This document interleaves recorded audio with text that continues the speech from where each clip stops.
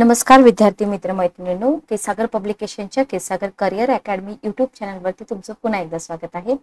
राज्यसेवा 2025 आपण चालू करत आहोत answer writing series. Geography GS paper 1, geography optional आणि जीएस पेपर 1 दोन्हीच्या आन्सर रायटिंग मध्ये डिफरन्स आहे हे तुम्ही समजून घ्या.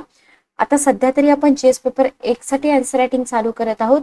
आन्सर रायटिंग चालू करणं ही फार सोपी गोष्ट नाही आणि फार अवघडही नाहीये, लक्षात घ्या.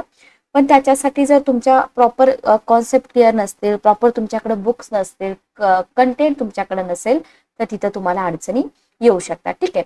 तर होय, मराठीमध्ये संदर्भ उपलब्ध आहेत.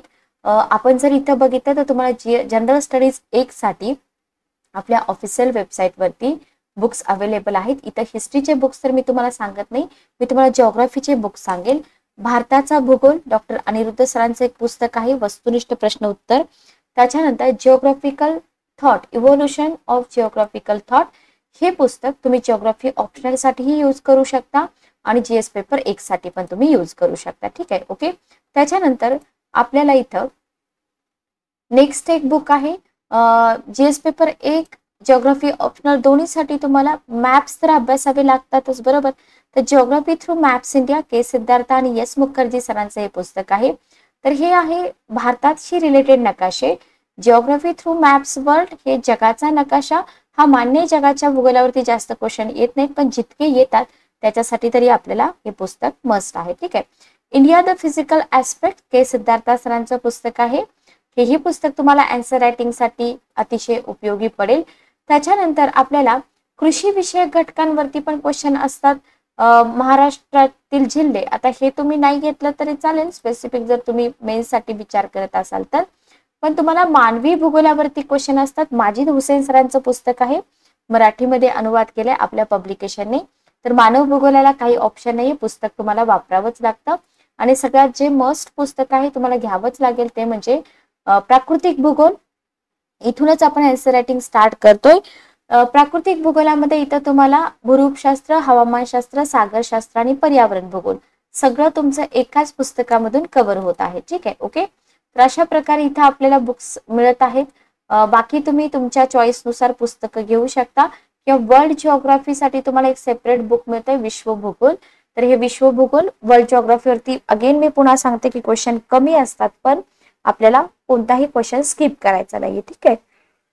चला, तर आजचा आपला जो विषय आहे आन्सर रायटिंगचा तो आहे पृथ्वीची उत्क्रांती, निर्मिती आणि उत्क्रांती. ठीक आहे. तर इथे मी तुमचा जास्त वेळ नाही घेणार. बघा, इथं इव्होल्युशन जे आहे ना याच्याशी रिलेटेड आपल्याला कंटेंट सुरुवातीपासून करावं लागतं, बरोबर. फॉर एक्झाम्पल इथं तुम्हाला पृथ्वीची उत्क्रांती म्हटलंय, तर इथं तुम्हाला जेव्हा आपण उत्पत्ती आणि उत्क्रांती बघतो तर तुम्हाला कुठपासून अभ्यास चालू करावा लागतो. बघा, बेसिक मध्ये काय येतं, बेसिक मध्ये तुम्हाला प्रकाश वर्ष म्हणजे काय, सौर यंत्रणा काय आहे, पृथ्वीचे लिथोस्फिअर, वायुमंडल, हायड्रोस्फिअर काय आहेत. ठीक आहे. अशा प्रकारे ह्या सगळ्या ज्या कॉन्सेप्ट आहेत त्या तुम्हाला करावे लागतात. भूवैज्ञानिक स्केल तुम्हाला करावी लागते. अशा प्रकारे आपल्याला काय करावं लागतं, सुरुवात तर इथून करावी लागते. मी थोडक्यात सांगते बरं का. ठीक आहे. पृथ्वीची उत्पत्ती, सिद्धांत आणि उत्क्रांती. आता याच्यामध्ये आपल्याला क्वेश्चन काय दिलाय बघा, इथं तुम्हाला काही सिद्धांत जे प्रिलिम मध्ये पण विचारलेले आहेत, तुम्ही प्रिलिमचे पेपर्स काढून बघा. प्रिलिम मध्ये तुम्हाला काही सिद्धांत विचारलेले आहेत. तर प्रिलियम्सला तुम्हाला वस्तुनिष्ठ प्रश्न असतात. ठीक आहे, ओके. पण इथं आपल्याला काय करायचं, प्रॉपर आन्सर रायटिंग करायचंय.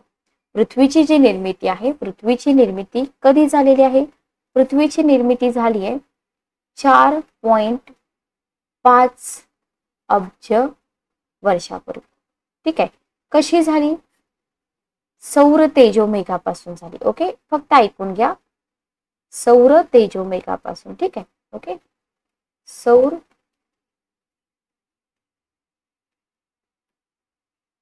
तेजोमेघापासून. ठीक आहे.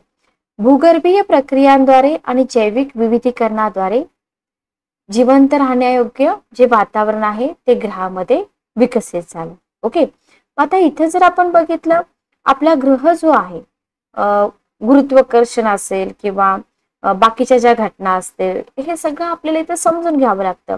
किंवा नेब्युलर हायपोथेसिस असेल, सूर्यमालेची निर्मिती असेल, ठीक आहे, सुरुवातीला पृथ्वी कशी होती, पाणी आणि महासागराची उत्पत्ती कशी झाली, वातावरणाची उत्क्रांती कशी झाली, पृथ्वीची भौगोलिक उत्क्रांती जर तुम्ही बघितलं तर त्याच्यामध्ये प्लेट टेक्टॉनिक्स आहे, कॉन्टिनेंटल ड्रिफ्ट आहे, माउंटन बिल्डिंग आणि ज्वालामुखी वाद आहे. ठीक आहे, ओके. तर हे अशा प्रकारचे सगळं आपल्याला इथं कंटेंट माहिती असायला पाहिजे. उत्क्रांतीचे टप्पे पण आहेत, जे उत्क्रांतीचे टप्पे आहेत ते टप्पे सुद्धा आपल्याला इथं प्रॉपर अभ्यासावे लागतात. ठीक आहे, ओके, क्लिअर. तर इथं मी तुम्हाला जस्ट थोडीशी इन्फॉर्मेशन देते. आपल्याला काय करायचंय, आपल्याला पृथ्वी उत्पत्तीचे सिद्धांत, नेब्युलर हायपोथेसिस आहे, सुधारित नेब्युलर हायपोथेसिस आहे, लॅपलासचा जो सिद्धांत आहे जो आपल्याला प्रिलिमला विचारला होता, बायनरी सिद्धांत आहे, बिग बँग सिद्धांत आहे, हे सगळं आपल्याला अगोदर करावं लागतं आणि त्याच्यानंतर मग आपण लिथोस्फिअरची उत्क्रांती असेल, पृथ्वीचं वातावरण असेल, हायड्रोस्फिअरचे घटक असतील, हे सगळं आपण अभ्यासतो. ठीक आहे, तर सांगण्याचा माझा हेतू काय आहे की ही सगळी जी थेअरी आहे ना, ही सगळी थेअरी तुम्हाला आपल्या स्टँडर्ड बुक्स मध्ये मिळून जाईल. अदरवाईज तुम्ही जर सर्च करत बसाल ना तर तुम्हाला एक जो क्रम असतो, जो सिक्वेन्स असतो ना, तो तुम्हाला मिळणार नाही. लक्षात घ्या. आणि काय होतं मग, आपण भरकटतो. Okay, clear. तर क्वेश्चन काय विचारला बघा. क्वेश्चन आपल्याला विचारलेला आहे की पृथ्वीच्या स्तरित रचनेच्या उत्क्रांती बरोबरच, व्यवस्थित लक्षात घ्या, पृथ्वीची जी स्तरित रचना आहे या स्तरित रचनेच्या उत्क्रांती बरोबरच लिथोस्फिअर, हायड्रोस्फिअर आणि वातावरणांच्या निर्मितीची चर्चा करा. ठीक आहे, असा क्वेश्चन आपल्याला इथं विचारलेला आहे. म्हणजे पृथ्वीची उत्पत्ती आणि निर्मिती याच्यावरती आपला हा क्वेश्चन आहे. पण तुम्हाला काय म्हटलंय, स्तरित रचनेची उत्क्रांती कशी झाली ते तुम्हाला आता सांगायचं पहिल्यांदा, आणि मग तुम्हाला लिथोस्फिअर, हायड्रोस्फिअर आणि वातावरणाची जी निर्मिती आहे त्याची काय करायची आहे इथं आपल्याला चर्चा करायची आहे. ठीक आहे, ओके, क्लिअर. चला, आता तुम्ही इंट्रोडक्शन मध्ये काय लिहिणार, इंट्रोडक्शन मध्ये तुम्ही लिहिणार की पृथ्वी ग्रह जो होता ना, सुरुवातीला हायड्रोजन आणि हेलियमचं एक पातळ आवरण असलेले एक उजाड, खडकाळ, उष्ण वस्तू होती. ठीक आहे, आणि आजची पृथ्वी जी आहे, आजची पृथ्वी तशी आहे का नाहीये, लक्षात घ्या, आजची पृथ्वी तशी नाहीये. इथं तुम्हाला दाखवले 2 बिलियन इयर अगो, 1 बिलियन, 500 बिलियन आणि आज कशी आहे पृथ्वी. ठीक आहे, ओके, जस्ट इमेज दाखवलेली आहे मी इथं. तर सुरुवातीला कशी होती आणि आता कशी होती. मग याच्यामध्ये आपण जर बघितलं, आपल्याला क्वेश्चन मध्ये विचारले की लिथोस्फिअर मध्ये स्तरित संरचनेची निर्मिती आपल्याला सांगायची. बघा, पृथ्वी तिच्या आदिम अवस्थेमध्ये बहुतेक कशी होती, अस्थिर होती. स्थिर होती का नाही, अस्थिर होती. ठीक आहे, ओके. घनता हळूहळू वाढली आणि काय झालं, तापमान वाढलं. आपल्याला हे माहिती, टेम्परेचर आणि जे घनतेचं जे काय म्हणतात त्याला संबंध आहे तो आपल्याला माहित असतो. प्रेशर असेल तर घनता हळूहळू वाढली, त्याच्यामुळे काय झालं, तापमान वाढलं. बरोबर. त्याचा परिणाम काय होतो, टेम्परेचर वाढल्यामुळं आतील सामग्री जी आहे पृथ्वीच्या अंतर्भागातील घनतेनुसार विभक्त होऊ लागली. यालाच काय म्हटलेलं आहे, भेदभाव असं म्हटलेलं आहे, डिफरन्सिएशन. बरोबर. आणि याच्यामुळे काय झालं, याच्यामुळे घनतेनुसार विभक्त झाली. बरोबर. जड पदार्थ जे होते ते पृथ्वीच्या मध्यभागी बुडू लागले आणि हलक्या पदार्थांना पृष्ठभागाच्या दिशेने जाऊ दिलं झालं, म्हणजे तरंगत राहिले वरती. ठीक आहे. मग पृथ्वी, याच्यामुळे काय झालं, पृथ्वी कवच, सगळ्यात बाहेरचं आवरण, बाह्य गाभा आणि अंतर्गाभा अशा थरामध्ये पृथ्वी विभागली गेली. ठीक आहे, ओके, लक्षात आलं. कशामुळे विभागली ते तुम्हाला इथे सांगितलेलं आहे. कवचापासून कोर पर्यंत काय होतं, सामग्रीची जी घनता आहे ना, ही घनता म्हणजे मेंटल, इथे बघा, लिथोस्फिअर, मेंटल आणि कोर. ओके. तर सामग्रीची जी घनता आहे ना, घनता काय झालं, घनता वाढत गेली. ठीक आहे, ओके. हे काय करायचं, हे आपल्याला इथं लक्षात ठेवायचं आहे. आय होप तुम्हाला हे समजलं असेल. Okay, clear. ठीक आहे. आता तुम्ही म्हणाल की मॅडम, हा जो क्वेश्चन आहे, हा क्वेश्चन सॉल्व्ह करताना ही इमेज काढावी लागते का? शक्यतो तर गरज नाहीये. बघा, जीएस पेपर 1 मध्ये तुम्हाला समजून घ्यावं लागेल. हा, अजून एक मुद्दा, जेव्हा तुम्ही इंट्रोडक्शन लिहाल, इंट्रोडक्शन कधीच तुम्ही पॉइंट्स मध्ये लिहू नका, पॅराग्राफ फॉर्मॅट मध्ये लिहा. ठीक आहे. बाकीचे मेन बॉडी स्ट्रक्चर असतात ते तुम्ही पॉइंट्स मध्ये लिहू शकता. आणि ऑप्शनलचे उत्तर असतात ना, जनरली ऑप्शनलचे उत्तर पॅराग्राफ मध्ये लिहावे लागतात. हे पण तुम्हाला इथं लक्षात घ्यावं लागतं. अपवाद असू शकतात काही क्वेश्चन, पण जनरली पॅराग्राफ्स मध्ये. ठीक आहे. वातावरण आणि हायड्रोस्फिअरची उत्क्रांती जर आपण इथं बघितलं तर हायड्रोजन आणि हेलियमसह सुरुवातीचे वातावरण सौर वाऱ्यांच्या परिणामी काय झालं, काढून टाकलं गेलं असावं असं मानलं जातं. ठीक आहे. ओके. त्याच्यानंतर काय झालं, त्याच्यानंतर थंडीच्या वेळी आतील घन पृथ्वीमधून वायू आणि पाण्याची वाफ बाहेर पडली आणि सध्याच्या वातावरणाची उत्क्रांती सुरू झाली. याला डिगॅसिंग असं म्हणतात. आता हे डिगॅसिंग वगैरे जे आहे ना, याच्या आधी कधी तुम्ही अभ्यासलं नसेल, कारण आपण इतका डीप मध्ये अभ्यास केलेला नाही. ठीक आहे. डिगॅसिफिकेशन म्हणजे काय असतं माहिती का? डिगॅसिफिकेशन म्हणजे द्रव पदार्थ, विशेषतः पाणी किंवा जलीय द्रावणांमधून विरघळलेले जे वायू असतात ना, ते काढून टाकणे, याला काय म्हटलं जातं, डिगॅसिंग म्हटलं जातं. ठीक आहे. लक्षात आलं. डिगॅसिंग प्रक्रिया काय आहे समजून घ्या. ठीक आहे. Okay, clear. हा, द्रव पदार्थामधून वायू काढून टाकण्याच्या अनेक पद्धती आहेत. डिगॅसिफिकेशन लक्षात आलं. क्लिअर. मग सततच्या ज्वालामुखीच्या उद्रेकामुळे काय झालं, वातावरणात पाण्याची वाफ आणि वायू निर्माण झाले. जसजशी पृथ्वी थंड झाली तसतशी सोडलेली पाण्याची वाफ घनरूप होऊ लागली.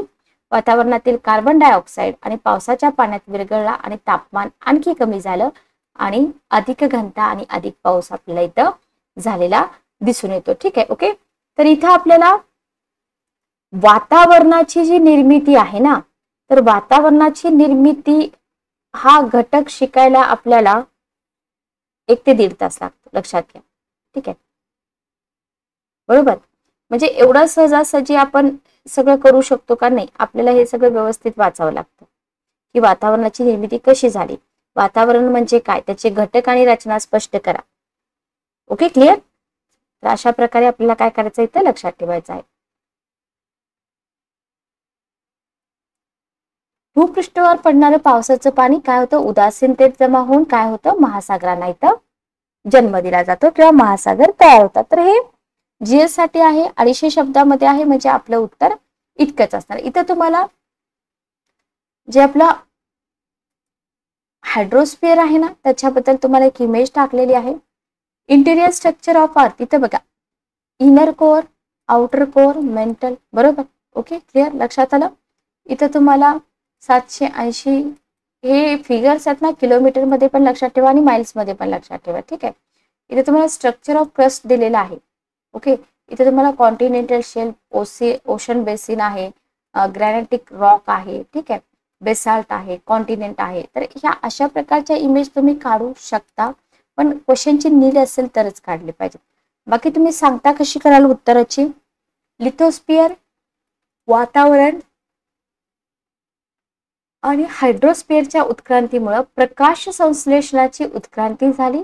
म्हणजे आजच्या सुमारे किती दशलक्ष वर्षापूर्वी 2500 ते 3000, आणि याच्यामुळे पृथ्वीवरती जीवनाचा जन्म झाला. ओके, लक्षात आलं.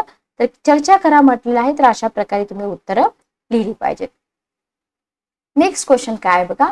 पुढचा क्वेश्चन आहे, भूगर्भीय काळानुसार पृथ्वीच्या लिथोस्फिअर, वातावरण आणि हायड्रोस्फिअरच्या उत्क्रांतीस हातभार लावणाऱ्या प्रमुख प्रक्रिया आणि घटनांची चर्चा करा. टॉपिक आपला तोच आहे. त्याच टॉपिक वरती वेगवेगळ्या पद्धतीने क्वेश्चन कसे विचारले जातात ते आपल्याला इथं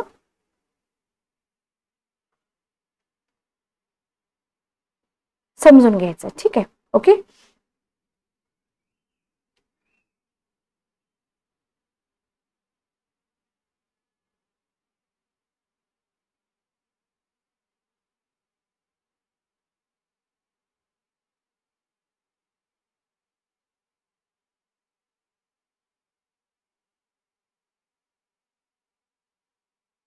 चला बघा, आता इथे तुम्हाला भूगर्भीय काळानुसार पृथ्वीच्या लिथोस्फिअर, वातावरण आणि हायड्रोस्फिअरच्या उत्क्रांतीला ज्या घटनांनी हातभार लावलाय, प्रमुख प्रक्रिया आणि घटना याची चर्चा करायची. ठीक आहे.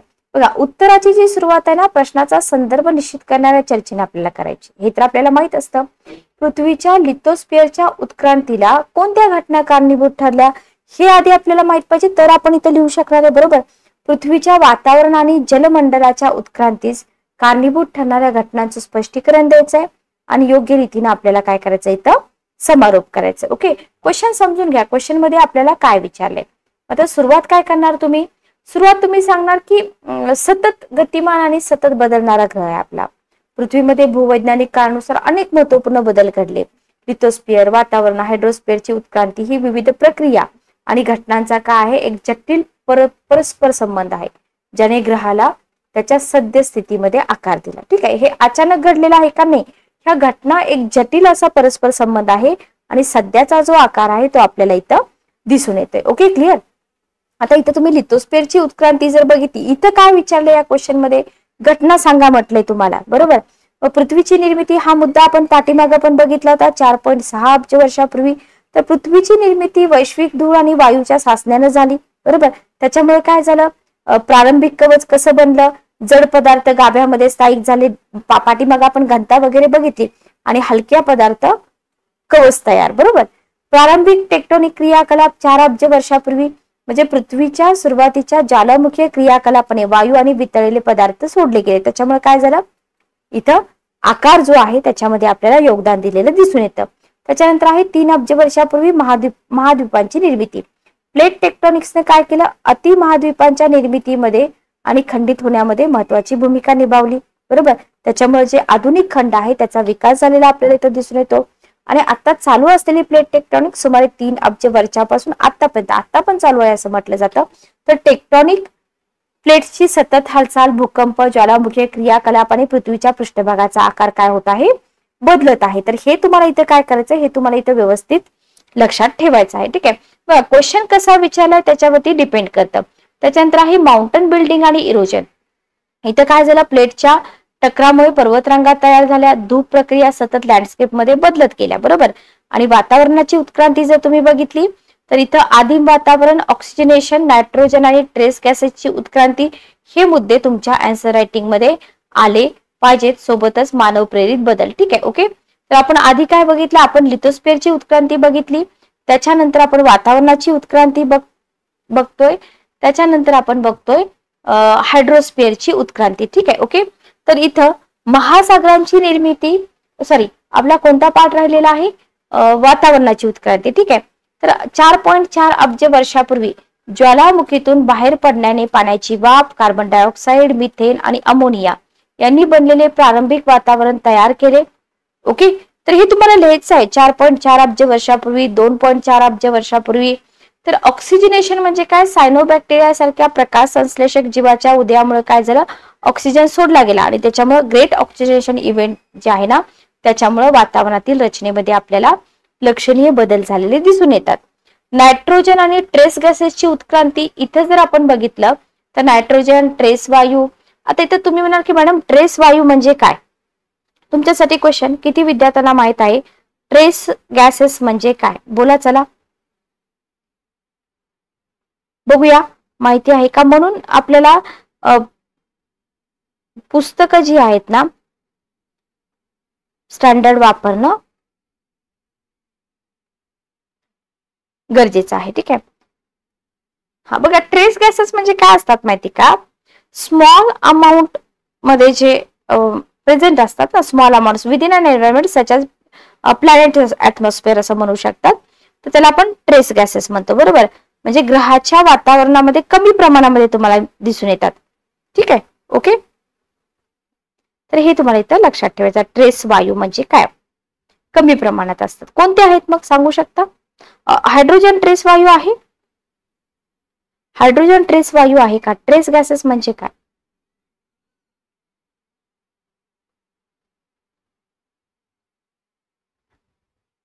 कमेंट बॉक्स मध्ये मला सांगा. ठीक आहे, ओके, क्लिअर.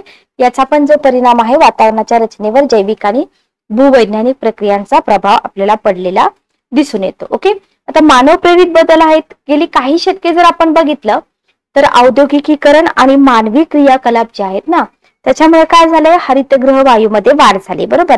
याच्यावरती आपल्याला प्रिलियमला पण क्वेश्चन विचारतात, ज्याच्यामुळे ग्लोबल वॉर्मिंग आणि हवामान बदलाला काय झालंय, हातभार लागलेला आहे. ओके, हायड्रोस्फिअरची उत्क्रांती जर तुम्ही बघितलं तर महासागरांची निर्मिती 4 अब्ज वर्षापूर्वी, जीवनाचा उदय 3.8 अब्ज वर्षापूर्वी, हिमयुगाचा प्रभाव, हे सगळे मुद्दे आणि महासागरांवर मानवी प्रभाव, हे सगळं तुम्हाला इथे लिहायचं आहे. म्हणजे आपण आपल्या क्वेश्चन कडे येऊया. क्वेश्चन तुम्हाला दिले भूगर्भीय काळानुसार. ठीक आहे, लिथोस्फिअर, वातावरण म्हणजे ऍटमॉस्फिअर आणि हायड्रोस्फिअर यांची उत्क्रांती कशी झाली, बरोबर. आणि त्या घटना आपल्याला इथं काय करायचं, सांगायच्या आहेत. तर क्वेश्चन सोपा होता, काही जास्त अवघड नव्हता, फक्त प्रॉपर तुम्हाला लिहायचं होतं. हायड्रोस्फिअरची उत्क्रांती जर तुम्ही बघितली तर याच्यामध्ये महासागरांची निर्मिती जी आहे, पाण्याच्या वाफेच्या आपण पाठीमागं बघितलं की महासागरांची निर्मिती कशी झाली. ठीक आहे, तर पाण्याच्या वाफेचं जे संक्षेपण आहे ना, त्याच्यामुळे पहिल्यांदा महासागरांची निर्मिती झाली असं सांगितलं गेलं. बरोबर. आणि पृथ्वीच्या पृष्ठभागाला आकार मिळाला आणि जीवन जे आहे ना पृथ्वीवरती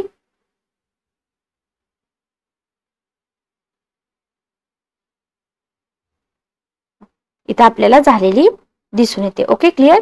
नेक्स्ट बघा, जीवनाचा उदय. इथं 3.8 अब्ज वर्षापूर्वी सायनोबॅक्टेरिया सारख्या साध्या सूक्ष्मजीवांनी काय केलं, महासागरांमध्ये जीव किंवा लोकसंख्या वाढवायला सुरुवात केली. त्याच्यामुळे काय झालं, हायड्रोस्फिअरच्या रचनेवरती परिणाम झाला. आणि पुढचा मुद्दा येतो हिमयुगाचा प्रभाव. तर हिमनग आणि क्षीणीकरणाचे कालखंड उद्भवले गेले, त्याच्यामुळे लँडस्केपला आकार मिळतो आणि समुद्राच्या पातळीवरती काय होतो, प्रभाव पडतो. ठीक आहे, ओके, क्लिअर. चला, तर हे मुद्दे कधी आपल्याला कळणार आहेत, जर आपण इथं काय म्हणू शकतो, प्रॉपर जर एक तुमचं काय म्हणतात त्याला सिलेबस जर तुम्ही प्रॉपर कंप्लीट केला असेल तरच, अदरवाईज आपण उत्तर लिहू शकत नाही. ठीक आहे, ही गोष्ट तुम्ही व्यवस्थित समजून घ्या. ओके, चला नेक्स्ट आपण पुढचा पॉइंट बघूया. नेक्स्ट मुद्दा आहे आपला महासागरांवर मानवी प्रभाव. ठीक आहे, तर याच्यामध्ये बघा, गेली काही शतके जर तुम्ही बघितलं, मानवी क्रियाकलाप जसं की अति मासेमारी, प्रदूषण, हवामान बदल यांचा जागतिक महासागरांच्या आरोग्यावर आणि जैवविविधतेवरती काय झालेला आहे, लक्षणीय असा इथं परिणाम झालेला आपल्याला दिसून येतो. ठीक आहे, ओके, क्लिअर. निष्कर्ष बघा, निष्कर्ष जर आपण बघितले तर पृथ्वीच्या लिथोस्फिअर, ऍटमॉस्फिअर आणि हायड्रोस्फिअरची जी उत्क्रांती आहे ही भूगर्भीय प्रक्रिया आणि घटनांची एक जटिल परस्पर संबंधित कथा आहे. बरोबर, लक्षात घ्या. ग्रहाच्या सुरुवातीच्या निर्मितीपासून ते प्लेट टेक्टोनिक्सची चालू स्थिती जी आहे, गतिमानता, तर पृथ्वीच्या प्रणालीमध्ये सतत एक विकास होत आहे. बरोबर, ज्याच्यामुळे भूविज्ञान आणि पर्यावरणावरती एक अमिट छाप आपल्याला इथं दिसून येते. Okay, clear. तर अशा प्रकारे तुम्हाला इथं आन्सर रायटिंग करायचं आहे. इतकं सोपं पण नाहीये, लक्षात घ्या. जितकं आपण समजतोय तितकं सोपं पण नाहीये. एवढा आन्सर रायटिंग करायसाठी तुम्हाला हे जे टॉपिक आहेत ना, हे टॉपिक व्यवस्थित माहित पाहिजे. आणि सगळ्यात महत्वाचं, क्वेश्चनची डिमांड काय आहे आणि आपल्याला लिहायचंय काय, हे तुम्हाला इथं माहित असलं पाहिजे. ठीक आहे, ओके, क्लिअर. चला,